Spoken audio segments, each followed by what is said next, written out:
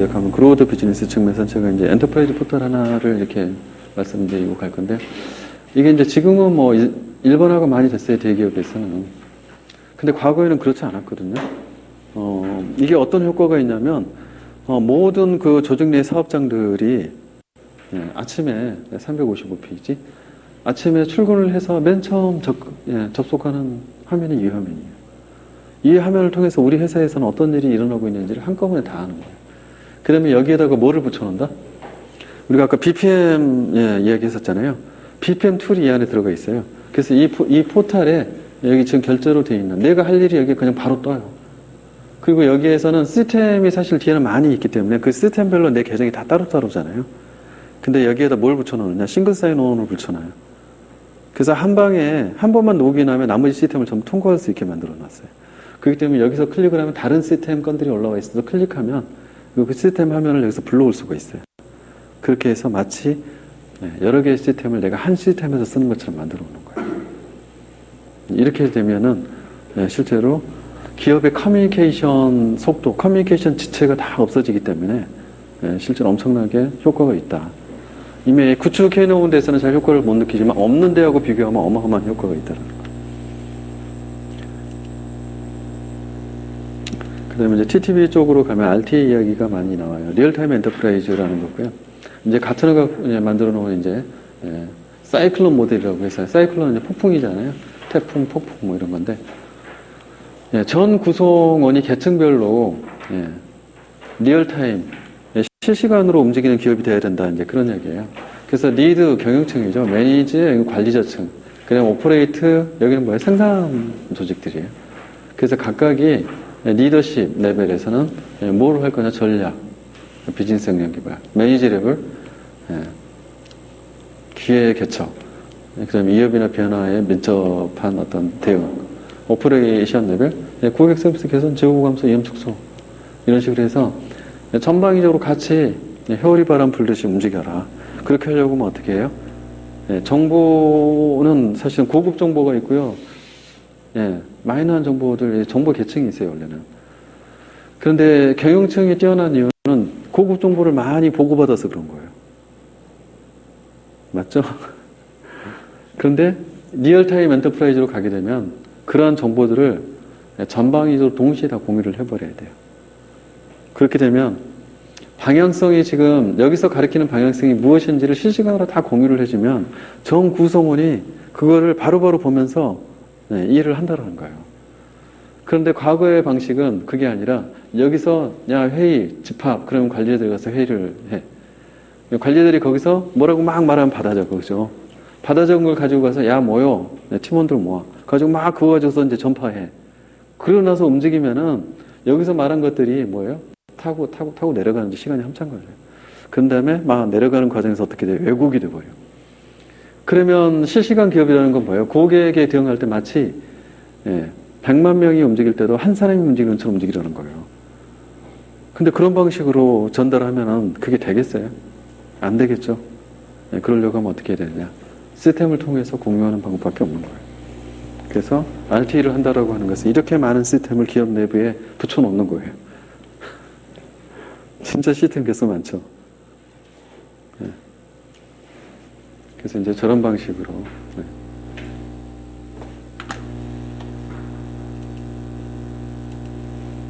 이제 SEM에서 전략적인 엔터프라이즈 매니지먼트, 이런 것도 RT의 이제 원 오브 댐이겠죠, 이렇게 되면. 그래서 이제 SEM이라고 하는 거 안에 저희가 많이 포함시켜서 이야기하는 시스템은 이거예요. VBM, ABM, BSC. 그래서 밸류 베이스드 매니지먼트, 액티비티 베이스드 매니지먼트, 밸런스 워드, 스코어 카드 이렇게 돼 있어요. BSC는 이제 경영 기본에서 배우신 거고요. 4가지 균형 잡힌 성과표.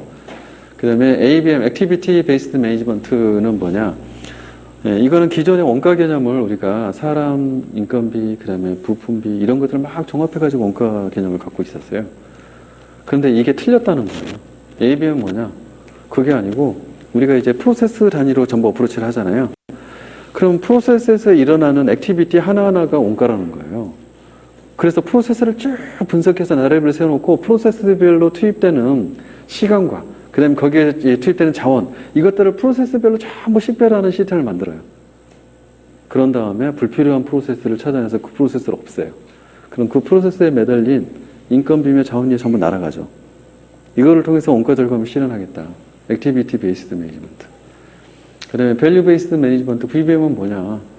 가치라고 하는 것들에 대한 개념을 다르게 가져가자는 거예요.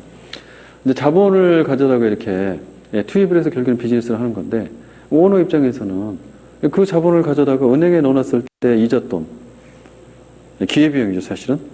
그거를 상회하는 수준의 이익을 내지 못하면 그거는 비즈니스 가치가 없다예요. 그렇기 때문에 사업 기획을 하고 평가를 받을 때는 전부 다 그 자본에 대한 기회비용을 기본적으로 감안해서 그 다음 성과평가를 하자. 이 방식으로 바꾸는 게 이제 BBM이에요. 그래서 이것들을 다 묶어가지고 우리가 SEM이라고 부른다. 라고 하는 거고요. 그래서 이제 VBM에 관련된 것들을 이제 그 용어가 EVA라고 하는 거예요. Economic Value Added. 진짜로 경제적인 의미를 갖는 가치는 자본에 대한 기회비용을 상쇄하는 그 이상의 이익이라는 거예요. 그 다음에 ABC, Activity Based Costing, 그리고 매니지먼트 붙여서 ABM 이렇게 부르는 거고요. 이런 식으로 프로세스 단위별로 리소스 이런 것들을 전부 다 매핑을 해서 실제로 그 원가가 얼마인지를 파악을 해서 프로세스를 계속 개선하게 되면 원가도 같이 개선된다.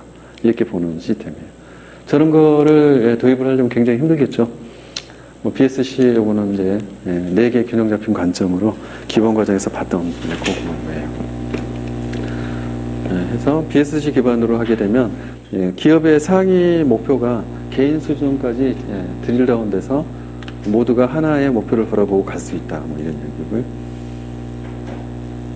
그 다음에 이제 BI, 이제 기존에 이야기했던 그런 시스템들을 다 모아서 비즈니스 인텔리전스하게 움직이자라는 거고요. 그렇게 되려면 기본적으로 여기 SEM 금방 설명드린 거 들어가 있고, 그 다음에 이런 것들을 하기 위해서는 데이터가 필요해요. 기업의 모든 데이터를 모아서 데이터 저장소를 만드는 거예요. DW. 이런 거 기반으로 해서 필요한 의사결정에 필요한 화면들을 실시간으로 계속 제공해주는 이런 체계들. 요거를 우리가 이제 BI라고 이야기를 하는 거고요. 이제 이런 것들은 통상 고급 정보이기 때문에 경영층에게 주는 이제 것을 많이 생각을 했는데, 이제 그게 BI 1.0이에요. BI 2.0은 뭐냐? 경영층이 아니라 전 구성원에게 실시간으로 그 정보를 뿌려버리는 거예요. 그런데 그 뿌려보내는 수단이 뭐냐?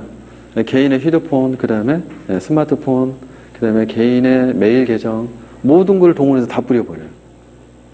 그렇게 되게 되면 음성으로도 날리고, 그 다음에 디지털로도 날리고, 이렇게 되면 어떻게 돼요? 아날로그 방식하고 디지털 방식이 혼용이 되잖아요. 근데 그렇게 쏘려고 하면 기존의 기업 인프라에서는 그렇게 못 쏘아요. 그래서 이제 그렇게 쏘려고 하면 혹시 유니파이드 커뮤니케이션이라고 들어보셨어요? 아날로그 쪽하고 디지털 전화 쪽 이 두 개를 합쳐서 지원하는 백본, 이거를 이제 우리가 IP 백본이라고 하죠. 그런 IP 기반의 백본을 만들어서 그 장비를 사다가 집어넣으면은 전화로도 날리고 아날로그 전화로도, 그 다음에 디지털 신호를 받고 있는 IP 기반의 단말들에도 날리고, 이게 다 되는 거예요. 그런 방식으로 인프라를 계속 바꿔간다는 거예요. 뭐 소아 기반, 그래서 이벤트 기반 이런 것들이 나오는 거고요. 그런 것들을 걸어놓으면 이 룰에 해당되는 시점을 바로바로 쏘아준다는 거예요. 이런 방식으로. 그래서 이제 그런 방식으로 이제 BI 2.0 이렇게 이야기를 하는 거고요. 이제 엔터프라이즈 2.0 이렇게 이제 되면, 이제 엔터프라이즈 2.0은 뭐냐면 기존의 KMS 지식 경영 시스템에다가 뭘 붙였냐면 웹 2.0을 붙인 거예요. 근데 웹 2.0은 우리가 기존에 인터넷 공간에서 외부 공간에서 일어나는 기업 내부가 아니었거든요. 그래서 거기에 지식 공유를 이제 하는 것들은 전부 다 자발적으로 너무나 잘하더라는 거예요. 그래서 우리가 카페 활동들, 블로그 활동들 너무나 잘해요. 전문가 활동이 거기서 진짜 다 일어나요. 근데 기업 내부에서 하라고 시스템을 만드는데 안 하는 거야. 그게 이제 KMS잖아요. 그래서 기존의 KMS가 다 실패했어요. 그래서 이걸 어떻게 바꿀 거냐 해서 나온 그 다음에 솔루션이 엔터프라이즈 2.0.